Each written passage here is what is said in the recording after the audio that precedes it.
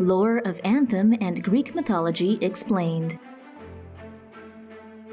Greetings, spectators of myth, and welcome to our series exploring mythology into Anthem. At the outset, this seems like an MMO shooter with flying exosuits.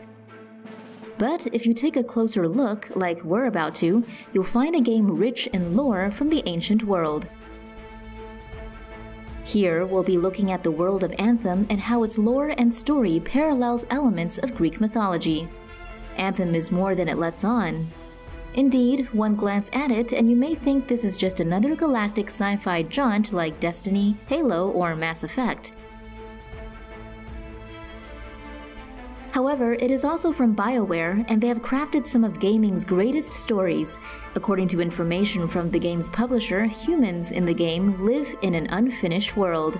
Quote, "The gods harnessed the Anthem, a source of pure creation, to shape our world. But before they completed their work, the Shaper gods vanished. They left behind a land strewn with the instruments of their creation. Drawing on the power of the Anthem, these abandoned relics continue to reshape the landscape with catastrophic disasters, violent storms, and mutated beasts." End quote. That's quite a heavy load of lore, so let's unpack it and break it down. Now, the information refers to the gods, aka the Shapers, using special Anthem power tools to craft the world. But before the job was done, they went AWOL but left said power tools behind, and to make matters worse, forgot to turn them off. These divine tools are now running amok, creating, mutating, and remixing the world where humans currently live. Oh, and it's not Earth, by the way. But based on what we've seen, much of it seems to connect with Greek mythology and their tale of how it all began. The ancient Greeks believed that in the beginning there was nothing but absolute chaos. This being was all there was and all there had ever been. That was until chaos actualized entities called the Primordials. These were Mother Earth, Gaia, the Underworld, Tartarus, the Night, Nyx, the Dark, Erebus, and Desire, Eros.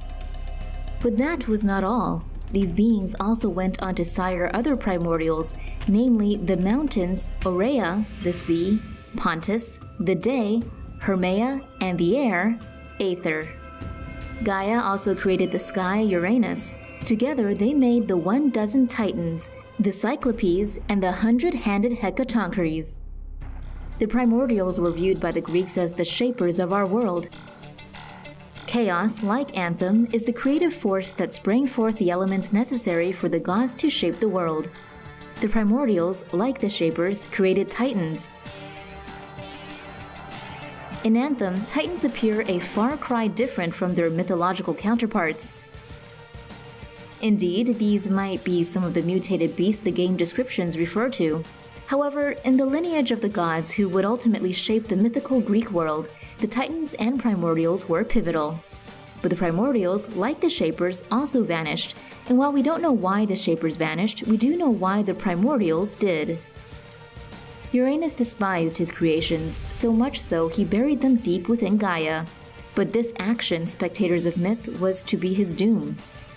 Angry, Gaia produced an adamantine sickle and beckoned her children to take Uranus out. Only Cronos stepped forward. Gaia concealed Cronos and he lay in wait for Uranus to come. When he eventually arrived, Cronos sprang forth and used the sickle to neuter Uranus. Cronos was now master and commander of everything, but even this Titan's kingship would have its limits. Gaia foretold that Cronos too would meet his doom by the hands of his own. Looking at the mythology of Anthem and ancient Greece, we can see some clear examples in how the heroes of Anthem are worshipped. Let's look at how the legends in each of the worlds are depicted. In Anthem, the warriors who first battled in the Javelins are called the Legion of Dawn.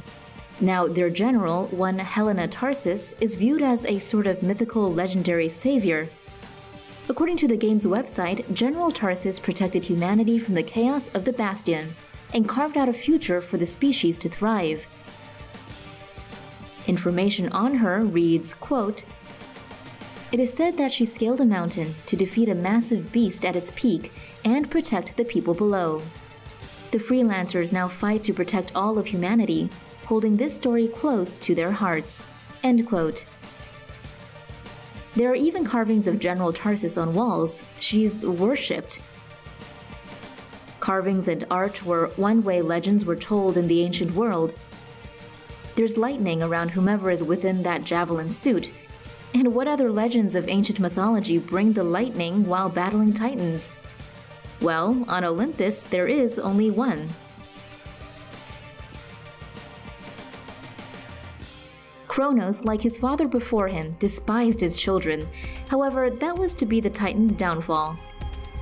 The problem for him, however, was that his offspring were the gods of Mount Olympus.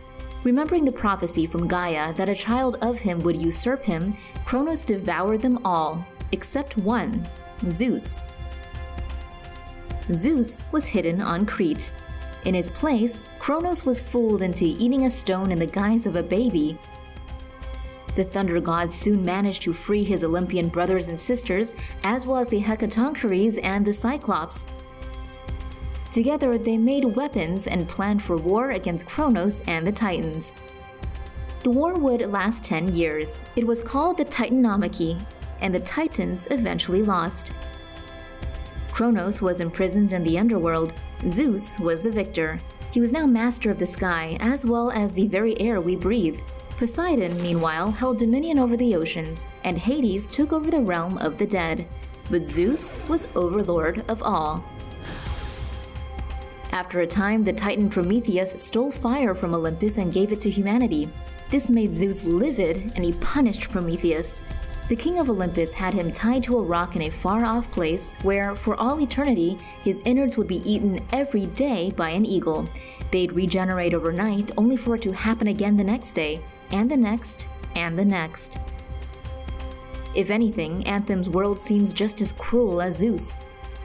Developer Bioware has confirmed that the game world is not Earth. However, the people in it are definitely humans. So where could it be? Nobody's saying anything. This is a bit out there, but maybe as some theorists expect, it is a twist in that the game is actually a sequel to another popular Bioware game, Mass Effect 3. At the end of that game, Shepard's crew wound up on a strange jungle planet, not too dissimilar to the world of Anthem. Would that make the Shapers actually the Reapers? And the setting of Anthem the Mass Effect universe? Perhaps set sometime before or after one of the universe's Reaper cycles? Who knows, but as we've seen, there are many parallels between Anthem, Greek mythology, as well as other legends and history.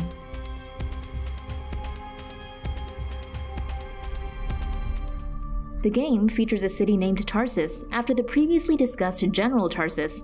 In history, there is a place named Tarshish. In the Old Testament, it is believed to be an ancient seaport in Spain, or elsewhere in the Mediterranean. Some sources suggest it may in fact be Britain. The Hebrew Bible says it is a land far from Israel and across the sea. Others suggest it may have been the mythical sunken city of Atlantis. More on that place in a bit. Another thing that's going to happen in Anthem is the Cataclysm. Just saying that gets us worried. In the game, they're said to be the time-limited world events, with crazy weather and dangerous beasts. In most mythologies, events such as cataclysms do not end well for humanity. Here's how. Legend has it Zeus grew tired with what humanity had become, and thought the species deserved to be wiped out, so he tore up the world. Few survived the cataclysm, including the son of Prometheus and his wife. It is said that they built an ark very much like the one Noah is said to have made in the Bible. But legend tells of another myth, a cataclysmic event that wiped out an entire place. And that, spectators of myth, is the story of Atlantis. This is a place we've spoken about before and at length in our Aquaman series, so we'll keep this to the point. However, if you want to watch more, you can check out our Atlantis video via the link in the description, or by clicking the card on your screen right now. But first, here's how it relates to Anthem. If you think of Poseidon as one of Anthem's shaper gods, then you'll see how this next story fits with the Greek mythos. The Shapers are said to have left behind relics in the world of Anthem. These relics are apparently instruments used by the gods to craft the world. And just like the Shapers, Poseidon is said to have used his instrument, his iconic trident, to craft Atlantis. Legend has it Poseidon made Atlantis from the land and that the Atlanteans picked up from where he left off. According to the legend, the Atlanteans worshipped Poseidon and things were good for a while. However, the prospering nation soon turned vile, and when Atlantis fell, it fell hard. The story goes that Atlantis had grown power-mad and was at war with Athens.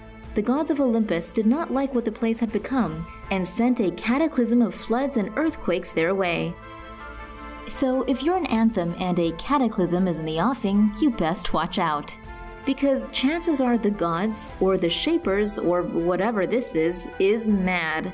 But as always, spectators of myth, this isn't goodbye. This is just until the next mythical video.